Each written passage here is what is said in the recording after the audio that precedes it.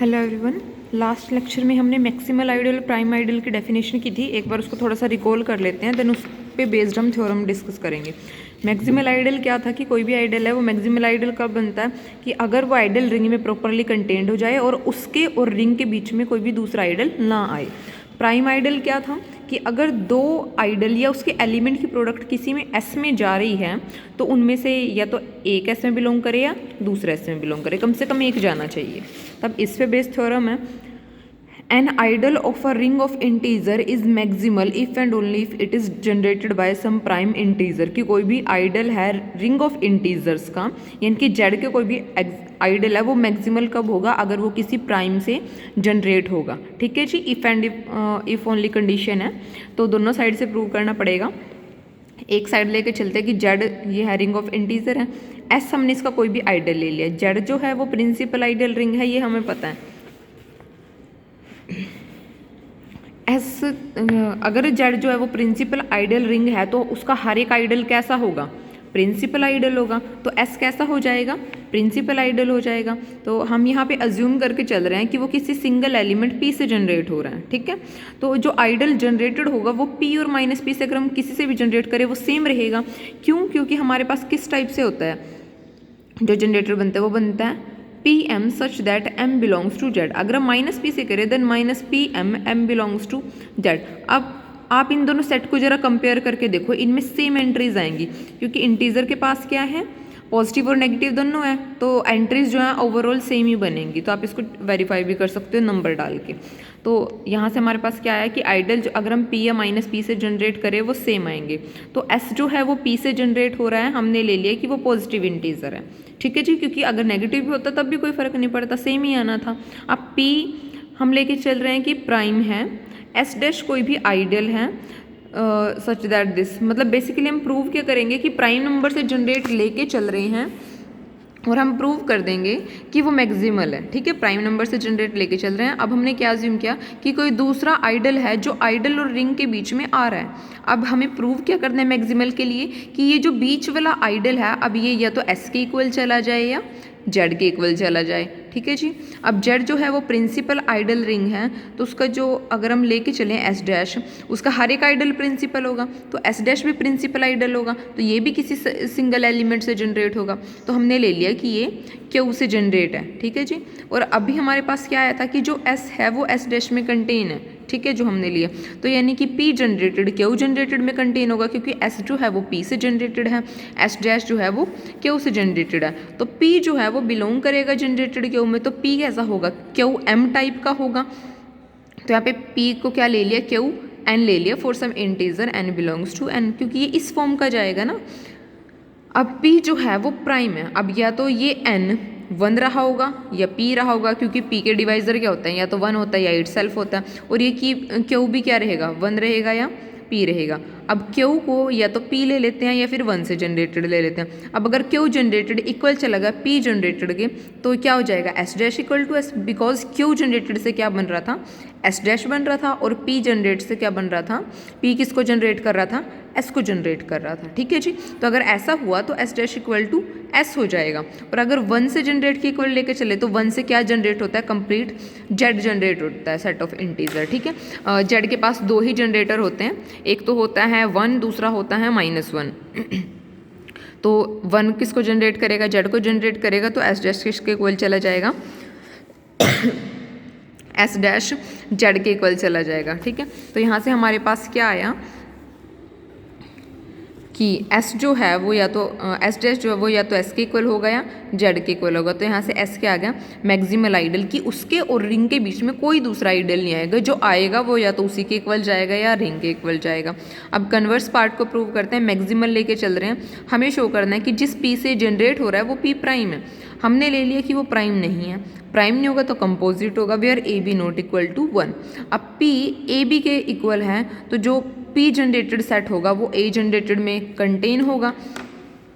ये कैसे आया आपके पास ये वाला स्टेप, इसके लिए थोड़ा सा एक बार इसको चाहो तो ट्राई भी करके देख सकते हो। बता देती हूँ मैं रीज़न कि P को हमने 2 एलिमेंट की प्रोडक्ट में लिखा, तो ये 2 एलिमेंट P से छोटे होंगे। ठीक है, तो जो इन छोटे नंबर से जनरेट हो रहा होगा वो वाला सेट बड़ा रहता है।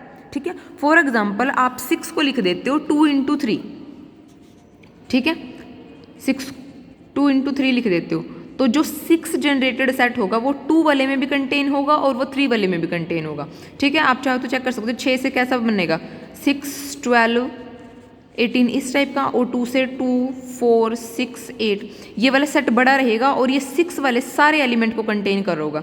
सिमिलरली जो 3 वाला है वो भी 6 वाले के सारे एलिमेंट को कंटेन कर रहा होगा। तो यहाँ पे हमने वही लॉजिक लगाया कि इसको 2 एलिमेंट की प्रोडक्ट में लिखा, ये एलिमेंट छोटे होंगे तो जो छोटे से सेट जनरेट होता है वो बड़ा जनरेट होता है, ठीक है। तो ये इस वाले को अपने में कंटेन करता है। तो ये वाला एग्जाम्पल याद रखना, यहाँ से समझने में कोई दिक्कत नहीं आएगी। और ए जो जनरेटेड है वो 1 जनरेटेड में कंटेन होगा, यानी कि जेड में तो ऑलवेज कंटेन होगा ही होगा क्योंकि इसी के एलिमेंट है, तो इससे तो बाहर कुछ जाने से रहा।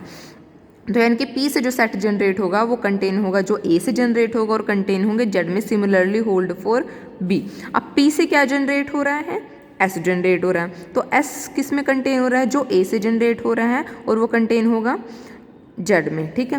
पर एस क्या है, मैक्सिमल आइडल है, उसके और जेड के बीच में तो कोई दूसरा आइडल आ ही नहीं सकता, लेकिन यहाँ पे क्या आ रहा है, बीच में ए आ रहा है। देन अकॉर्डिंग टू डेफिनेशन अगर आइडल और अगर एस मैक्सिमल आइडल है तो उसके और रिंग के बीच में जो आइडल आएगा वो या तो एस के इक्वल जाएगा या जेड के इक्वल जाएगा। अगर ये जेड के इक्वल गया तो जो ए जनरेटेड सेट है वो 1 जनरेटेड सेट के इक्वल हो जाएगा, यानी कि ए किसके इक्वल होगा, 1 के इक्वल होगा। लेकिन ये तो कॉन्ट्राडिक्शन आई है क्योंकि हमने लिया था a b not equal to 1, तो इसका मतलब ए जनरेटेड जो सेट बनेगा हमारे पास वो किसके इक्वल जाएगा, एस के इक्वल जाएगा, ठीक है। और ए जनरेटेड किसके इक्वल चला गया, पी जनरेटेड के, तो ये एस किसके इक्वल जाएगा, सॉरी ए जनरेटेड किसके इक्वल जाएगा, पी एम के, क्योंकि जो पी से जनरेट होगा वो इसी टाइप का होगा पी एम का, where m belongs to integer. तो ए किस फॉर्म का होगा, पी एन फॉर्म का होगा, ठीक है। और पी को हम क्या लेके चल रहे हैं, ए बी लेके चले हैं, तो ए किसके इक्वल जाएगा, ए बी एन के इक्वल जाएगा, ठीक है जी। तो यहाँ से अगर आप कंपेयर करो तो बी एन को क्या होना पड़ेगा, 1 होना पड़ेगा, तभी तो कंडीशन होल्ड होगी। तो बी एन क्या होगा यहाँ से 1, बी और एन दोनों क्या है, इंटीजर है। अब 2 इंटीजर का प्रोडक्ट 1 कब जा सकता है, जब दोनों के दोनों इंटीजर क्या हो, 1 हो, ठीक है। आप सारे सॉरी सारे इंटीजर में से किसी का भी एग्जांपल उठा के देख लो, कोई भी 2 इंटीजर ऐसे आपको और मिलेंगे ही नहीं जिनमें से उनका प्रोडक्ट 1 चला जाए एक्सेप्ट 1। तो दोनों को क्या होना पड़ेगा, 1 होना पड़ेगा, तभी प्रोडक्ट 1 जाएगा, ठीक है जी। तो यहाँ से बी क्या चला गया, 1 चला गया, और वो क्या आ गई, कॉन्ट्राडिक्शन आ गई, क्योंकि हम तो ए और बी दोनों को क्या लेके चले थे, नोट 1 लेके चले थे। तो यहाँ से क्या आ गया कि हमारी अजम्पशन ही गलत थी, पी जो है वो कंपोजिट हो ही नहीं सकता, वो प्राइम होगा, ठीक है।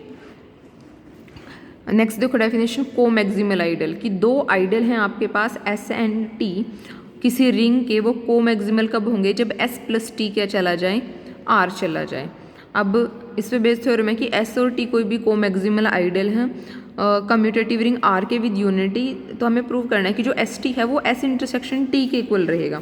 तो अब लेके चलते हैं, एस कोई भी आइडल है रिंग का, ठीक है। तो अगर आप प्रोडक्ट करोगे एस टी कर दो, क्योंकि ये आइडल है, तो वो किस में कंटेंड हो जाएंगे, एस आर में कंटेंड हो जाएंगे, क्योंकि ये किसके आइडल हैं, टी किसका आइडल था, आर का ही तो आइडल है। तो अगर प्रोडक्ट करोगे तो एस आर में आराम से कंटेन हो जाएगा, और एस आर किस में कंटेंड होगा, एस में कंटेंड हो जाएगा, क्योंकि ये उसका आइडल है। और रिंग के एलिमेंट्स को अगर हम मल्टीप्लाई करते हैं आइडल के साथ तो वो आइडल में ही जाते हैं, ठीक है। तो एस टी किस में कंटेंड हो गया, एस में।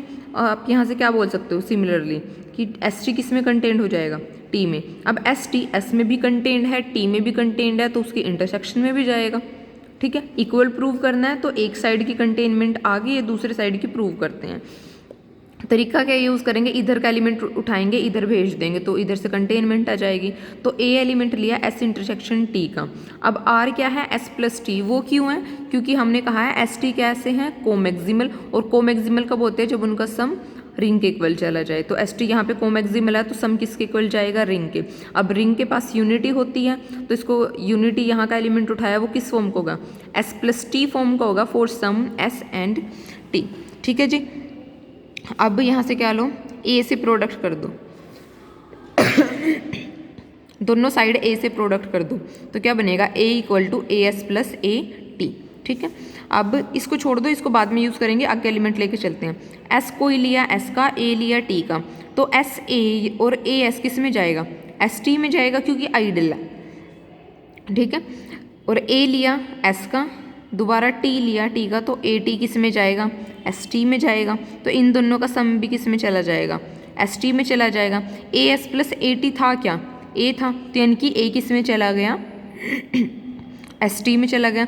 ए एलिमेंट किसका था, एस इंटरसेक्शन टी का, चला गया किस में, एस टी में। तो इंटरसेक्शन का एलिमेंट एस टी में चला गया, तो एस इंटरसेक्शन टी किस में कंटेंट हो जाएगा, एस टी में, ठीक है। तो यहाँ से और यहाँ से दोनों साइड की कंटेनमेंट आ गया, तो ये क्या रहेंगे, इक्वल रहेंगे। नेक्स्ट देखो निलपोटेंट आइडल। निलपोटेंट आइडल क्या होता है, हमारे पास एस कोई भी आइडल है, उसको निलपोटेंट कब कहेंगे, if for some positive integer n s raise to the power n equal to 0, ठीक है।